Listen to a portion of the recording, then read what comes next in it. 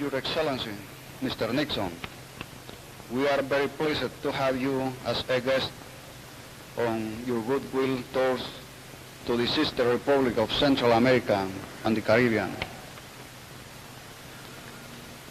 I will try to speak you in English, which is not my language, because I want to take advantage of your presence at the exposition of Red Propaganda to say a few words about the influence of international communism in my country.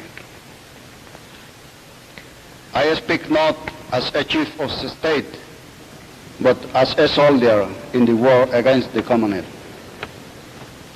Before the revolution, which I directed and which overthrew the Árbenz government in June as last year, Guatemala was dominated by the communists.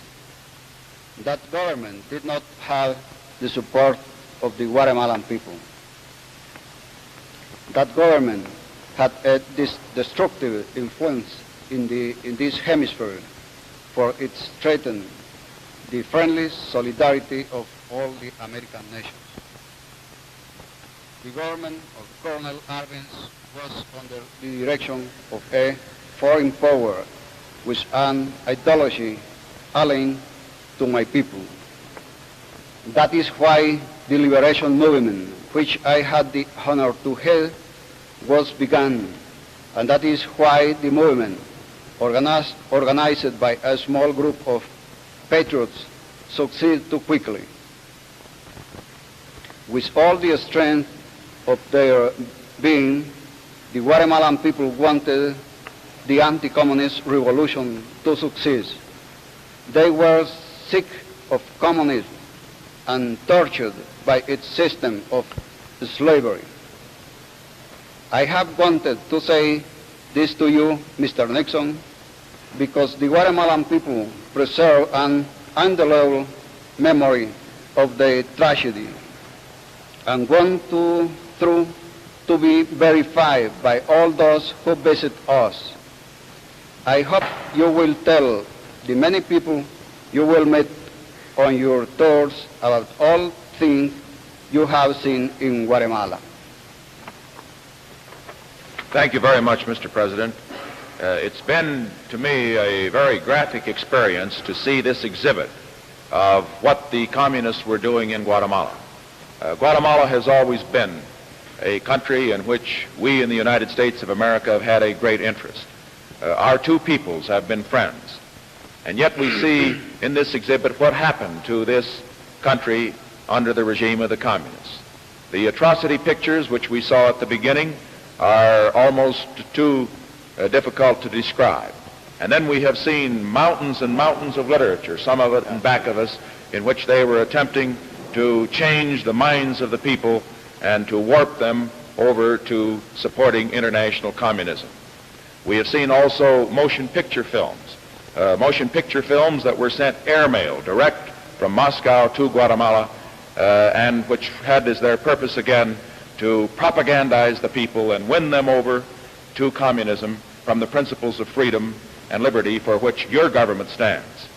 I think, too, that I would not want this opportunity to pass without expressing on behalf of the people of the United States, of free peoples everywhere, of people who want to be free behind the Iron Curtain, our appreciation to you, to those who worked with you in fighting against the communist government and overthrowing it. This is the first time in the history of the world that the communist government has been overthrown by the people. And for that we congratulate you and the people of Guatemala for the support they have given. And we are sure that under your leadership, supported by the people whom I have met by the hundreds on my visit to Guatemala, that Guatemala is going to enter a new era in which there will be prosperity for the people together with liberty for the people. Thank you very much for allowing us to see this exhibit of communism in Guatemala. You're welcome. Everyone, we can start seeing all this little things. This is Fortuny's diary, personal, that he always carried in his pocket, you see. Oh, I see. This is a personal diary? Personal diary. I see. Fortuny, handwritten by personal him. notes. And personal notes taken, and he always carried this little booklet in his pocket. Now they have this one by Virginia Bravo, you know, the communist Chilean teacher that came to Guatemala, signed by her, given orders in the palace, you see. And see all this thing. This is a letter from World Federation of Trade Unions Unions. to our Federation of Laborers here in Guatemala. Yeah, sir. which showed the direct control by the control. international communist conspiracy. Salem, you see. Then here is how to be a good communist. This is printed in the Guatemalan press, national typography here. You see. How to be a good communist, sir. Nuestro tiempo with Árbenz. See, the president. Yes. Yeah? Árbenz there. And the telegrams that the director of police sent everybody killing anti-communists, giving orders. This is a Fortuny. You see, Fortuny. And this. Now see, sir, these are two books by Lenin, you see. Marx, Engels, Marxism, sir, and Stalin, his works. And these were put in the schools of Guatemala? In the schools of Guatemala, all of it. And especially this, sir.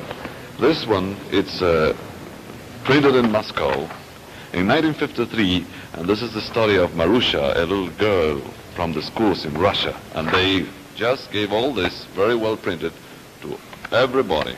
Printed in Spanish for Printed in Guatemalan Spanish schools. for Guatemalan schools in Moscow. Yes. It is very important. This is the story of Marusha, a little girl in the school. And what is this over here? Well, those are films, sir. You see, everything it's paid by Guatemalan government and airmail, and it's Soviet sport film, you see. Sport film, all of the films here. Communist party in Guatemala, and informed of their activities. And see this, sir. This is Pravda by airmail from Moscow directly to Guatemala. In their own envelopes. The Constitution of the Soviet Russia. You know this. New Times. New Times, Mr. President. New Times, Soviet culture. Magazines by the hundreds about life in Soviet Russia. They printed it beautiful. The thing that is that these are just samples. You've got mountains of this material, I understand, that you found when you came in. Just a few samples of what you see, sir. Of course, we could pick up all that they have here. But you know, there were some people during the Árbenz regime that said that there was a question as to whether it was truly a communist regime and as to whether it was controlled by Moscow. We have here the proof that there was no question whatever. There was no doubt at all that Russia controlled all the communists here in Guatemala, sir. In other words, the Árbenz regime was not a Guatemalan government. It was a foreign government controlled by foreigners. That is right. And that happened just here in the continent. Right here in America. Just here in America. Right. Practically a few miles. Well, it's a good lesson for all of us to be on guard against what the communists try to do. That's what we try to do, sir. And that's why we have here Colonel Castillo Armas. Right.